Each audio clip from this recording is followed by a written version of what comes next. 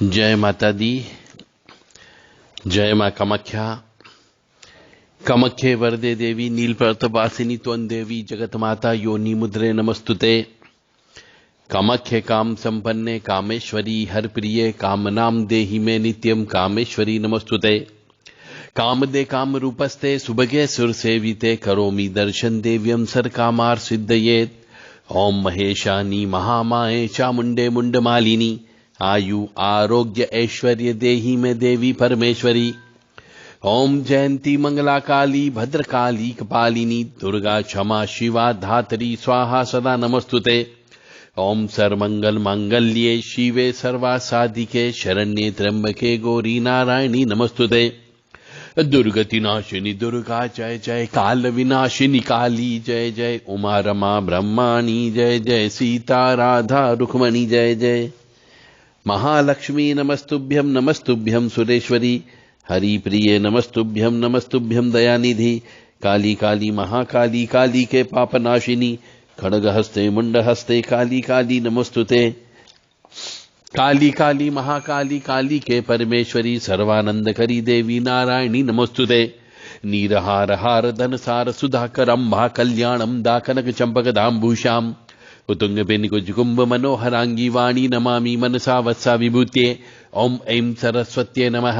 ओम ह्रीं दुंदुर्गाय नमः। या जल जल प्रज्वल अग्नि रूपाय ओम हौम ह्रीं श्रीं ज्वाला देवी नमो नमः। देवी प्रपन्नताति हरे प्रसीद प्रसीद मातर्ग जोखिलस्य प्रसीद विश्वेश्वरी पाहि विश्वन्तमीश्वरी देवी चराचरस्य शुभं करोति कल्याणम आरोग्यम धन संपदा शत्रुबुद्धि विनाशाय दीप ज्योति नमस्तुते। ओम बम भैरवाय नमः। क्रीं कालिकाय नमः। हम हनुमते नमः। देवराधा ट्रस्ट सत्यवाणी चैनल हर किसी मनुष्य को गुरु दीक्षा नहीं देनी चाहिए, क्योंकि जब गुरु दीक्षा में गुरु मंत्र प्राप्त हो जाता है तो वह शिष्य उस गुरु मंत्र का जप करने लगता है गुरु के दिए गए निर्देशों के अनुसार। परंतु यदि वह शिष्य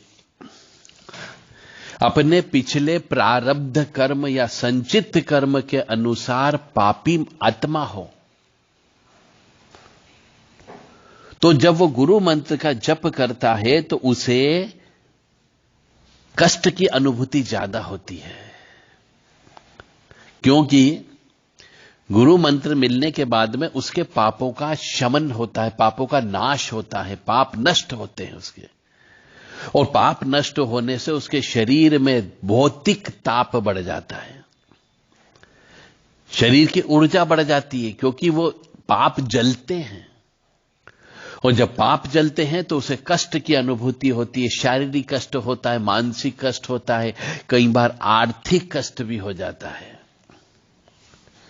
और फिर वही शिष्य गुरु पर अविश्वास करता है कि जब से मैं उनके यहां से मंत्र लेकर के आया हूं मेरी तो तकलीफें बहुत ज्यादा बढ़ गई, मेरे को बुरे बुरे सपने ज्यादा आने लग गए, मेरे को खुशबू आने लग गई, मेरे को बदबू आने लग गई।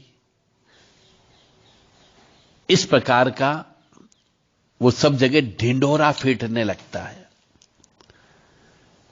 जबकि एक शिष्य को यह चाहिए कि गुरु मंत्र मिलने के बाद में उसको जो भी अनुभव हो वो सार्वजनिक न करे, वो सिर्फ अपने गुरु से बात करे।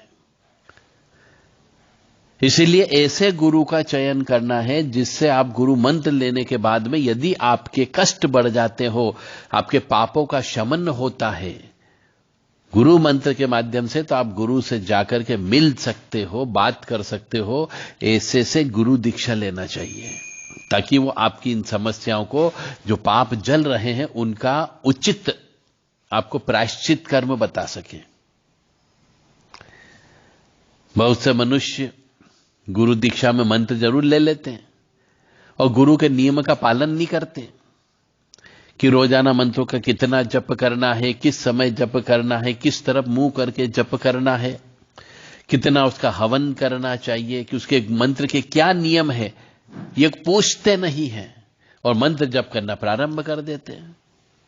और उसका फल ये होता है कि कई बार जब मंत्र जप करते हैं तो उन्हें जम्भाई बहुत आने लगती है, आंखों से आंसू आने लगते हैं और जप करने में मन नहीं लगता है। और कई बार जप करते हैं, जबरदस्ती जप करते हैं, तो उन्हें गंदे गंदे सपने आने लग जाते हैं, गंदी बदबू आने लग जाती है।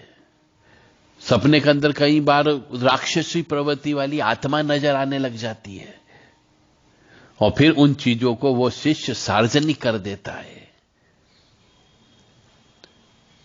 तो एक शिष्य को अपने अनुभव केवल गुरु से ही शेयर करना चाहिए, सार्वजनिक नहीं करना चाहिए।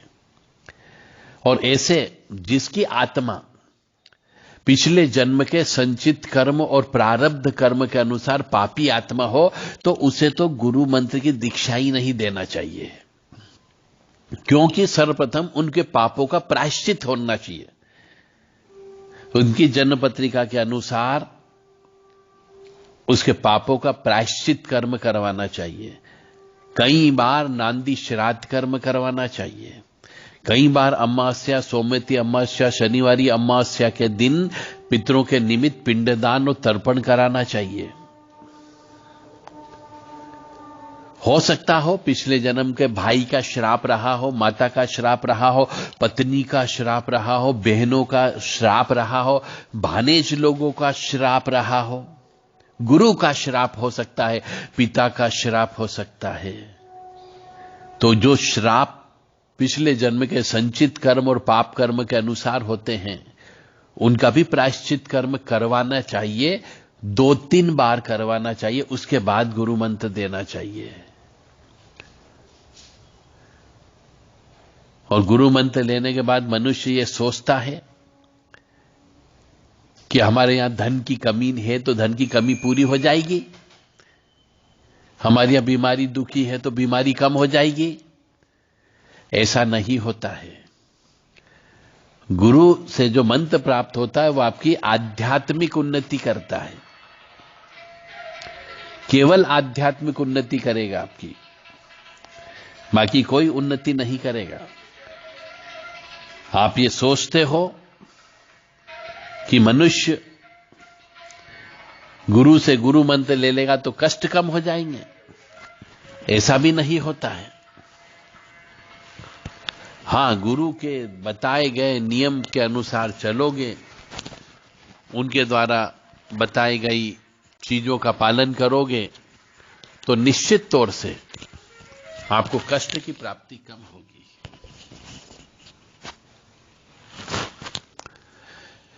इसलिए ये अपने दिल दिमाग से निकाल दो कि गुरु से गुरु दीक्षा लेने के बाद में आपके घर परिवार की सूरत बदल जाएगी, सीरत बदल जाएगी, आपके यहां धन आने लग जाएगा। ऐसा नहीं होता है।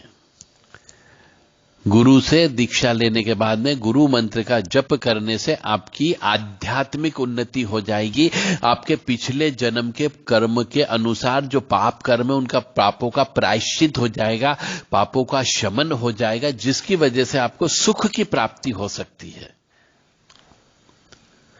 परंतु आप कहो कि गुरु मंत्र के माध्यम से, गुरु जी से मंत्र लेने के बाद आपके यहां धन दौलत में वृद्धि हो जाएगी, आपका व्यवसाय अच्छा चलने लगेगा, आपका धंधा अच्छा चलने लगेगा, यह बिल्कुल सरासर झूठ है। गुरु के द्वारा दिए गए नियमों का पालन करना जरूरी होता है। जो मंत्र दिया उस मंत्र के भी नियम होते हैं, उन नियमों का भी पालन करोगे तो वो मंत्र काम करना प्रारंभ करता है। इसलिए आप सभी प्रबुद्ध नागरिकों से, धर्म प्रेमी बंधुओं से विनम्र निवेदन है कि अपने दिमाग की बहुत सारी बत्तियों को खोलो, बहुत सारे लाइट जलाओ और जो जीवन की सच्चाई है उस सच्चाई से रूबरू हो कि गुरु से जो मंत्र प्राप्त होता है उस मंत्र को जप करना अनिवार्य होता है। जितना जप करते हैं उसका दशांश हवन करना अत्यंत आवश्यक होता है। जो भी मंत्र दिया जाता है उस मंत्र के कुछ नियम होते, वो नियम गुरु से अवश्य प्राप्त करें और वर्ष में एक बार अपने गुरुजी से मिलने अवश्य जाओ और अपनी कमाई का गिरी से गिरी हालत में 5% हिस्सा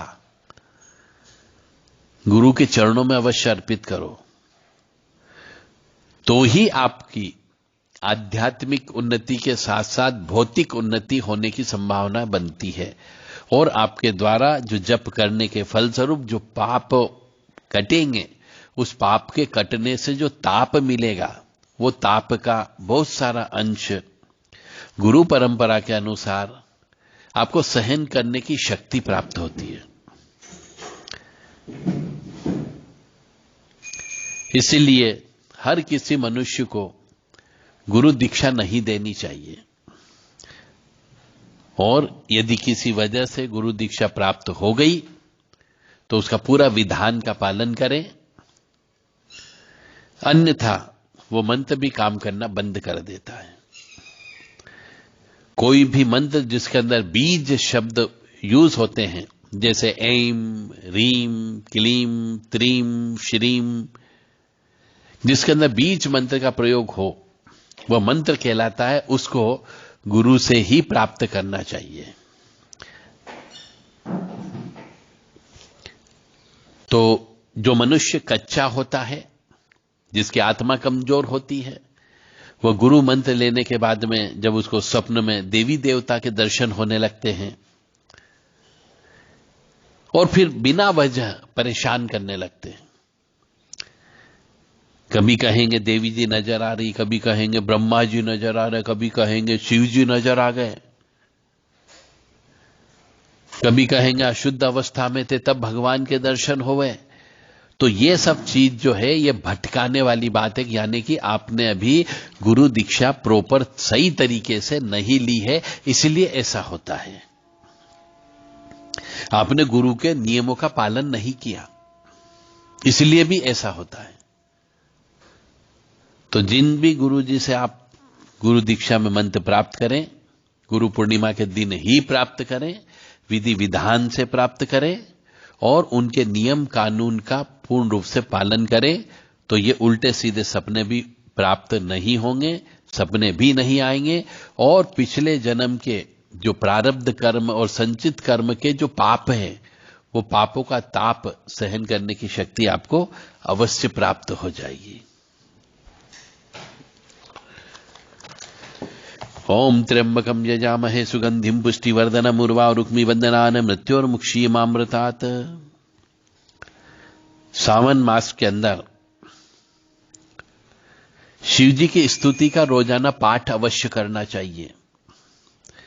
यदि हो सके तो व्रत उपवास रख सके तो व्रत उपवास भी रखना चाहिए, क्योंकि श्रावण मास जो है परमपिता परमात्मा का 1 महीना पूरा उनकी सेवा या उत्सव मनाया जाता है। तो जो मनुष्य पूरे श्रावण मास में संयमित जीवन व्यतीत करते हुए श्री भोलेनाथ की स्तुति का पाठ करता है, उनके मंत्रों का जप करता है, उनकी सेवा करता है, निश्चित तौर से पिछले जन्म के कर्म के अनुसार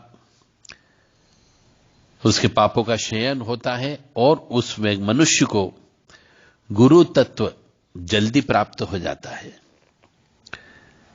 बहुत सारी स्तुतियां हैं शिव जी की। लिंगाष्टक है, जैसे ब्रह्म मुरारी सुराचित लिंगम निर्मल भासित शोभित लिंगम। इस प्रकार से जो भी स्तुति बोले बिल्कुल दिल से, आत्मा से आपको गा करके रिदम के साथ में बोले, जिससे आनंद की अनुभूति होनी चाहिए। और आनंद की अनुभूति होगी तो निश्चित तौर से सुख प्राप्त होगा, लक्ष्मी की कृपा अवश्य प्राप्त होगी। जय माता दी, जय मां कामाख्या, मां भगवती जगत जननी आद्य शक्ति भवानी।